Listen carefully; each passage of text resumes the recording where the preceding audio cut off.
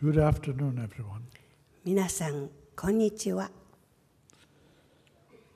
It is always a great pleasure to be in Tokyo, and this time is no exception. And I'm grateful to the Kanto area transmission meditation groups for having organized this meeting, giving me another opportunity of introducing my story to more people. I'm most pleased, gratified by this enormous audience. If we got such audiences in the West, as we do here in Japan, we would think that the work was well and truly done.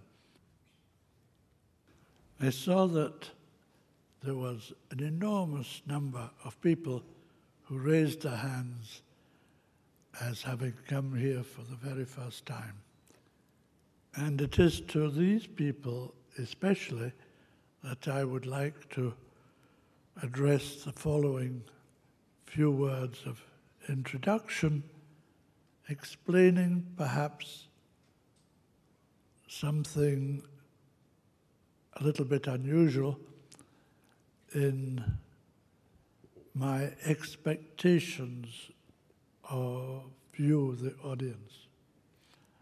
I get the question very frequently from audiences, from letters, by email, usually addressed in the following way. Mr. Creme, your story is very interesting. You say a lot of things which are very different from other people. It is usually addressed in the following words. Why should I believe you? In other words, prove it to me. Prove that what you're saying is true. What I'm saying is in the nature of prophecy. And you cannot prove a prophecy until it happens. My answer is always, I am not trying to prove it to you. I am not asking you to believe me. I am simply telling you what I understand and believe about the happenings of this time.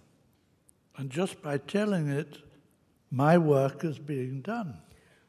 If I were really concerned whether you believed it or don't believe it, I would be a nervous wreck.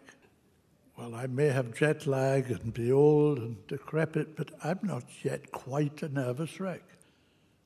What I am trying to do is simply present to you information which has come my way and hoping that you will keep an open mind, not necessarily believing it, but not rejecting it out of hand. And people say, oh, an open mind. I have an open mind, of course. I wonder, in my not too limited experience, I have found a truly open mind rarer than you would expect. Of course, we all imagine we have an open mind. But in reality, most of what we think, most of what we believe, is the result of our conditioning from the cradle. Whether we have an open mind, a free mind, or a closed, conditioned mind depends on circumstances, how we're brought up, who were our teachers, what were our parents like, what kind of school did we go to, which country do we belong to. All these things condition our thinking and experience and determine whether we think for ourselves, whether we are really free or live in a conditioned circumstance. Of course, doing what I'm doing for over 30 years, I believe that what I'm saying is true. I believe we're living in a time in which the happenings are the most far-reaching, the most convulsive, the most changing of our world than anything you can possibly imagine. And change that is for the better for humanity.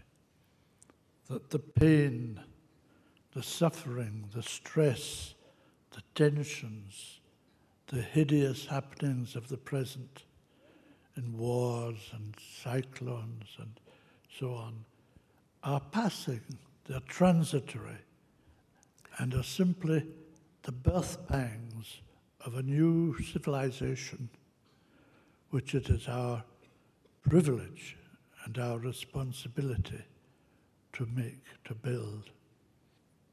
Whether you believe what I say is true or not, if you go home this evening with a renewed hope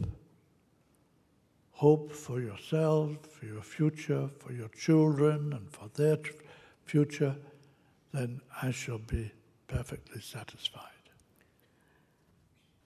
As humanity will very soon come to understand, we are going through an extraordinary period of change on planet Earth, a time of change.